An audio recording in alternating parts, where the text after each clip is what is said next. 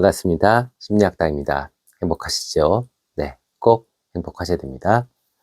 행복하기 위해서 금요일에는 사랑에 대해서 여러분들과 이야기를 나눕니다. 그래서 어떤 것을 이야기를 나눠볼까 하고 기사를 검색하다가 이상민 씨 기사가 눈에 띄었어요. 오랫동안 많은 빚을 갚느냐고 혼자서 고생을 많이 했습니다. 그쵸? 그런데 이제 정말 빚도 다 갚고 새로운 인연을 만나서 결혼을 한다. 그런 기사였어요. 그래서 축하하는 의미 또 반가운 의미에서 그 기사를 클릭해서 봤는데 재밌는 건 그 기사 내용 중에 전 부인이었던 이혜영 씨가 진심으로 축하를 하더라고요. 그쵸? 이게 참 낯설면서도 참 신기했습니다. 왜냐하면 이런 것들은 사실 이 헐리우드나 미국, 그죠? 유럽의 어떤 이혼 부부들의 이야기지 한국에선 조금 낯설다라는 생각이 들었어요. 물론 제 상담 사례에도 최근에는 이런 사례들이 꽤 있습니다. 이혼하고 난 다음에 너무 쿨하게 아이 양육에 같이 참여하고 또 서로의 의무, 책임 이런 것들을 기꺼이 수용하면서 서로의 어떤 관계를 성숙하게 유지하시는 분들도 계시더라고요. 그래서 오히려 그 결혼했을 때는 많이 싸우던 그런 커플이 이혼 후에는 정말 좋은 친구로 지내는 그런 관계들도 제가 몇 번 본 적이 있습니다. 그래서 오늘은 이혼 후에 과연 정말 좋은 친구가 될 수 있는지 이것에 대해서 한번 여러분들과 이야기를 나눠볼까 합니다. 그렇다면 먼저 이혼에 대해서 좀 알아봐야죠. 그래서 이혼이 일단 사회적 관습이라든지 인식이 많이 바뀌었어요. 그쵸? 이것은 크게 두 가지 정도로 우리가 정리를 할 수 있습니다. 첫 번째는 이혼에 대한 생각이 개인의 행복과 자율성 중심으로 바뀌었습니다. 과거에는 가족, 혼인, 이혼 등의 문제에 있어서 체면과 전통이 많이 중시됐죠. 그쵸? 맞잖아요. 그쵸? 그래서 가족 때문에 희생하고 혼인은 다른 사람들의 어떤 이목 봐야 되고 이혼은 사회적인 낙인이 찍히니까 불편해도 힘들어도 꾹꾹 참는 것이 미덕이었다면 지금은 아니죠. 현재는 개인의 행복과 그다음에 선택권이 중심 가치로 떠오르고 있습니다. 그러니까 현대인은 이제 개인의 삶이 누구를 위해서 사는 삶이 아니라 자기 자신을 실현하는 것을 가장 중요한 삶의 목표로 삼습니다. 그것을 정말 거창한 목표로 잡는 분도 계시겠지만 아니면 간단하게 나는 정말 다이어트 열심히 하고 예쁜 몸매 유지할 거야. 이러신 분들도 계시고요. 그거는 어쨌든 간에 어떤 형태로 나타나든 간에 상당히 개인화되고 그리고 어떤 자기 실현의 욕구가 상당히 강한 게 현대시대의 특징이죠. 그러다 보니까 이 불행한 관계를 유지하는 것보다는 이혼을 택하고 그리고 그 이후에도 자신의 삶을 다시 설계할 수 있는 그런 재도전의 그런 계기를 인정하게 됐습니다. 이제 사회적으로 조금 관용이 생겼죠. 또 사회적으로 큰 변화는요. SNS 또 유튜브 등이 이 개인 미디어잖아요. 그죠? 근데 이 개인 미디어를 활용해서 어떤 자신의 어떤 다양한 인생 서사를 공개하게 됩니다. 그리고 그 과정에서 사회적 공감, 또 수용도 증가하게 되고요. 더 큰 의미에서는 지지도 받을 수 있죠. 그래서 저 같은 경우는 새로운 SNS, 스레드라는 게 있어요. 스레드. 근데 제가 이제 상담사고 나이가 있다 보니까 대부분 저한테 알고리즘이 뭘 추천해 주냐면 이혼하신 분들의 어떤 그런 서사 내용들. 남편이 이래서 이랬는데 이혼을 했고 다시 사회에 나와서 지금 가게를 하고 있고 사업을 하고 있다. 그리고 자격증을 도전하고 있다.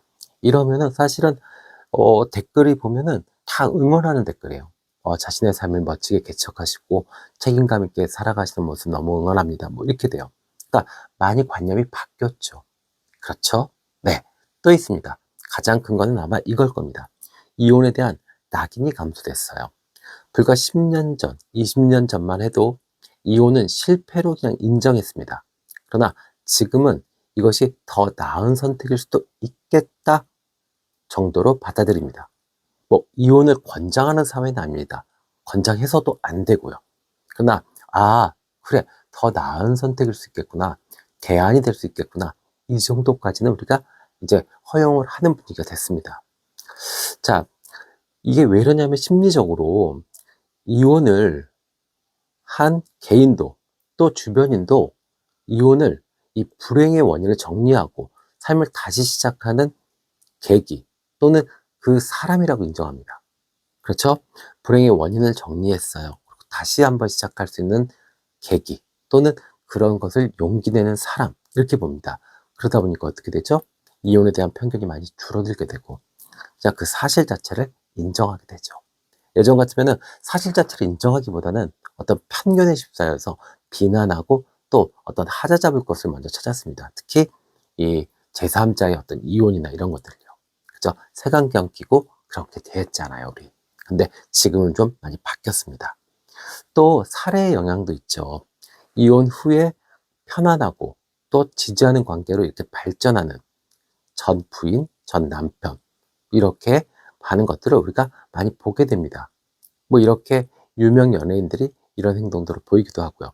또 외국에 나가서 우리가 유학을 하고 또 뭐 외국 생활을 하다 보면 이런 관계들은 너무 자주 볼 수 있습니다.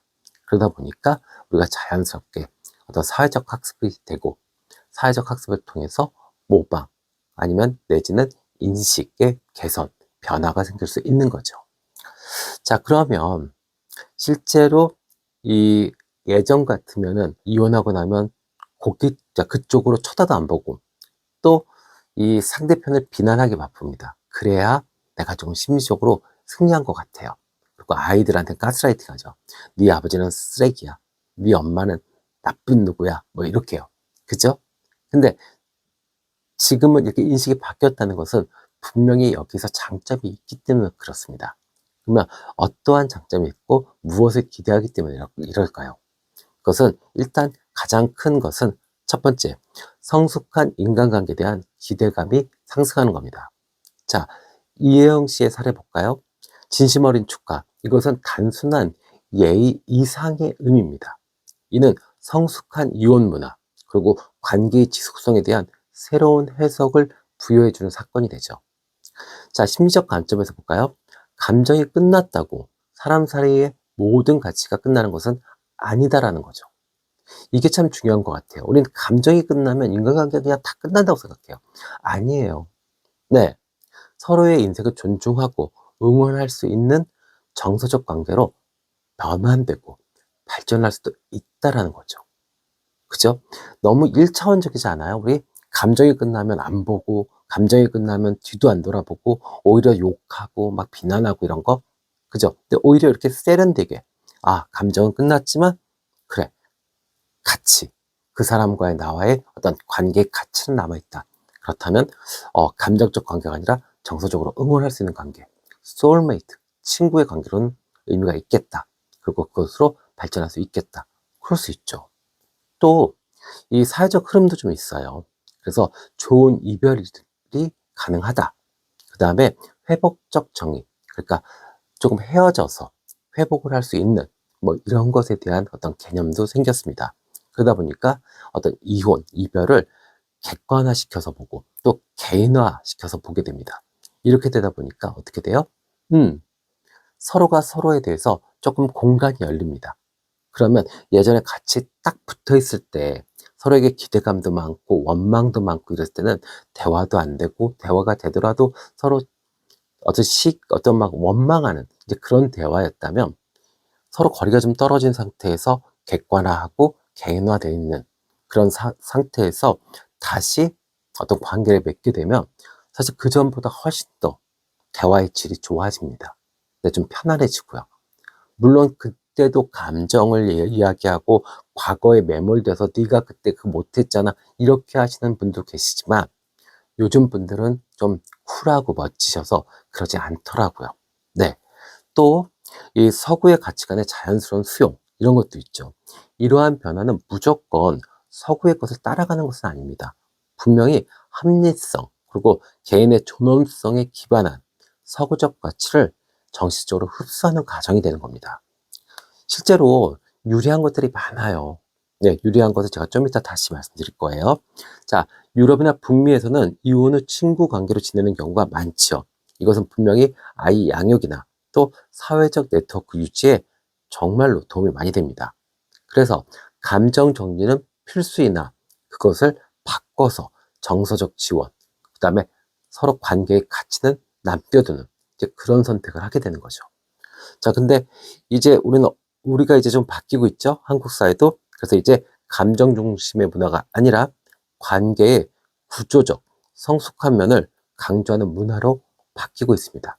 그러니까 내가 사랑할 때, 마음이 들끓을 때는 이 사람이 가치가 있는 거고, 내 마음이 들끓지 않고 식었을 때는 이 사람이 가치가 없는 것이 아니라 관계 자체의 어떤 구조적이고 성숙한 면을 고려해서 관계를 유지하고 거기에 가치를 부여하는 이제 좀 성숙된 관계를 맺을 수 있는 그런 어떤 인식의 변화가 지금 한국에서도 일어나고 있는 거죠. 그래서 과거의 관계를 무조건 끊고 단절하기보다는요, 과거를 인정하고 성숙하게 대하기를 선택하는 것이 분명히 좀 더 나은 성숙한 사회로 가는 한 단면이지 않나 싶습니다.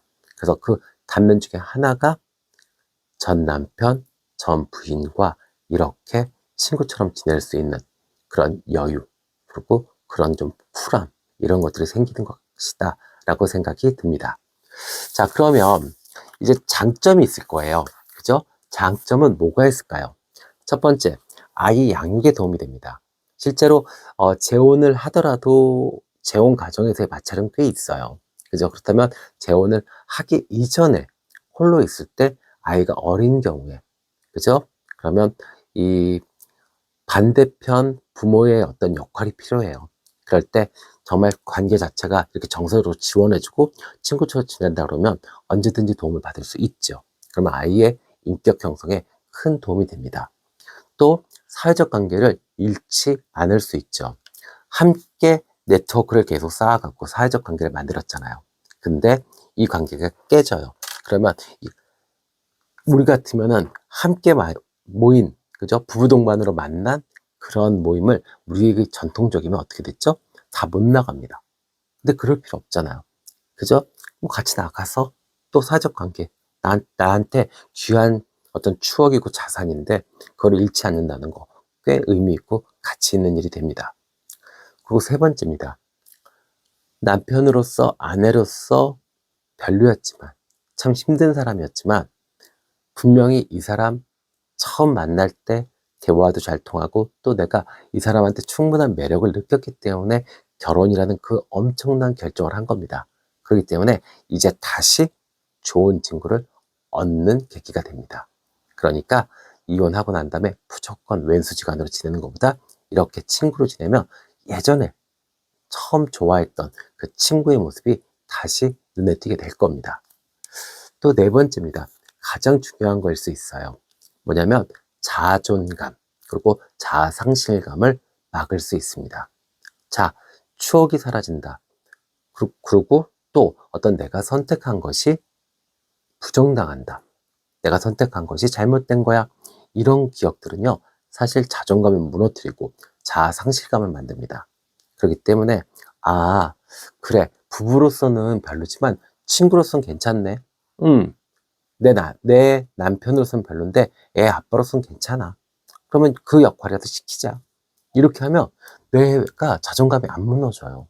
그리고 내 상실감이 없어집니다.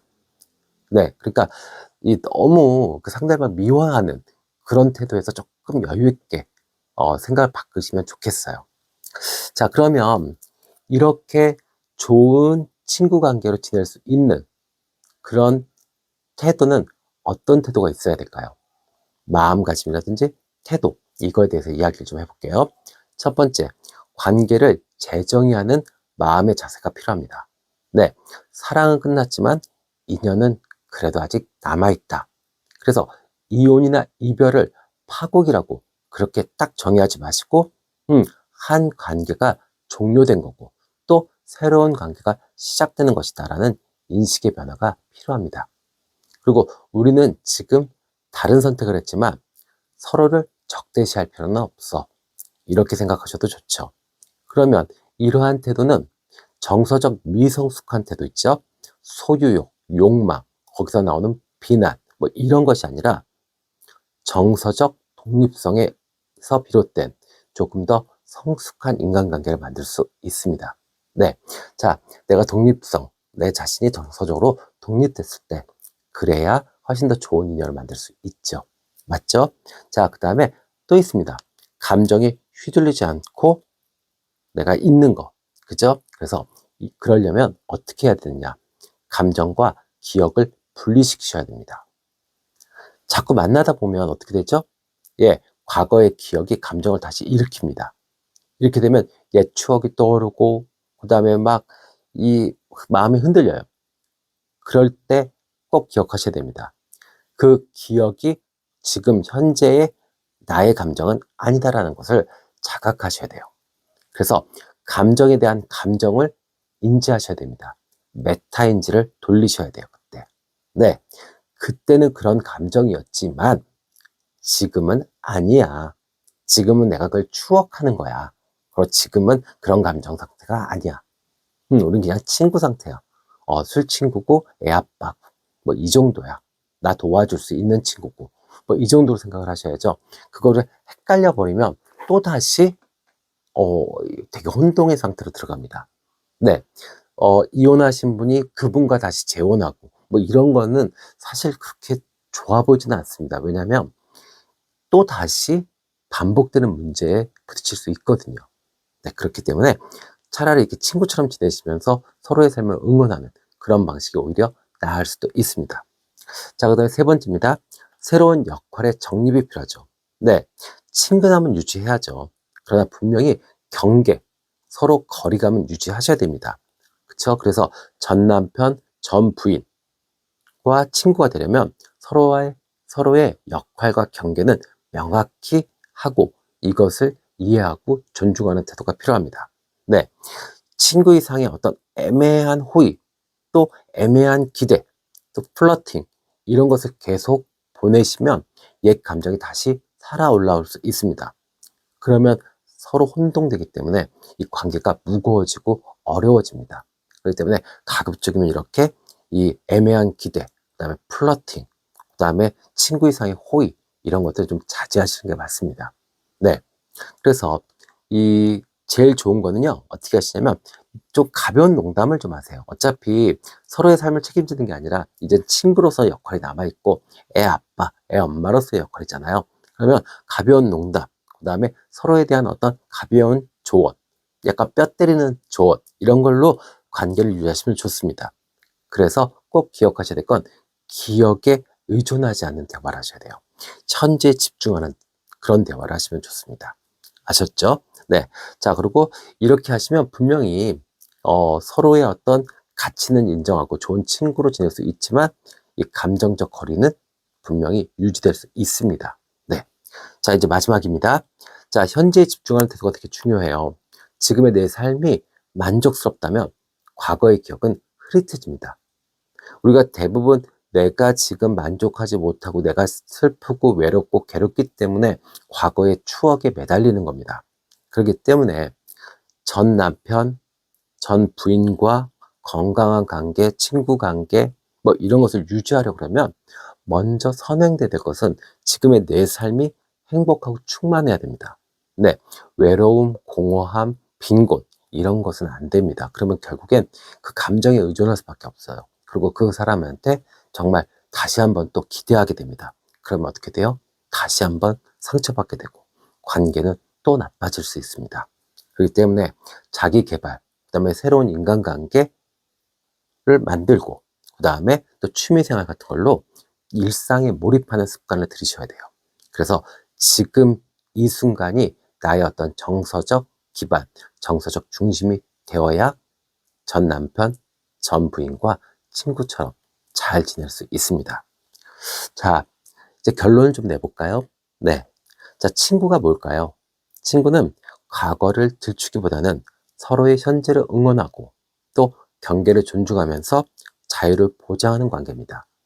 그렇다면 너무너무 사랑했고, 그저 함께 무엇인가 해보려고 했지만 잘 안 됐던 나의 전 남편, 전 아내가 이런 친구도 될 수 있지 않을까 싶습니다.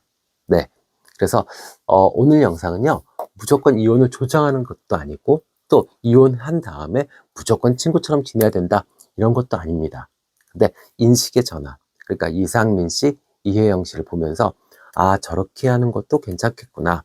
그래서 그것에 대한 심리적 기반과 또 그것을 유지하는 데 어떤 태도, 네, 준비해야 될 태도, 주의해야 될 태도, 이런 것에 대해서 한번 이야기를 해봤습니다. 네, 주말 내에 서로서로 많이 예뻐해 주시고요. 행복한 주말 잘 보내시기를 기원합니다. 지금까지 함께 해주셔서 감사합니다. 심리학당이었습니다.